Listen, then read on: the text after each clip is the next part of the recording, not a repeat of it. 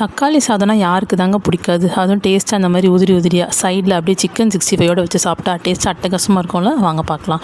ஒரு பேனில் ஆயில் ஊற்றிட்டு பிரியாணி ஸ்பைசஸ் போட்டுட்டு வெங்காயம் போட்டு வதக்கி விடுங்க. வதங்கினோடனே ஜிஞ்சர் கார்லிக் பேஸ்ட் ஆட் பண்ணுங்கள். அது நல்லா வதங்கினோடனே தக்காளி ஆட் பண்ணுங்கள்.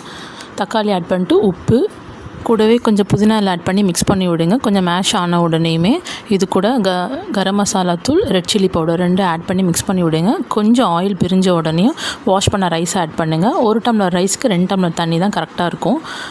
ஒருவேளை தக்காளி ஜூஸ் அதிகமாக இருந்துச்சுன்னா நீங்கள் 1.25 டம்ளர் தண்ணி வைங்க, அது கரெக்டாக இருக்கும். இப்போ குக்கர் விசில் போட்டுட்டு ப்ரெஷர் குக்கரில் 4 விசில் விடுங்க.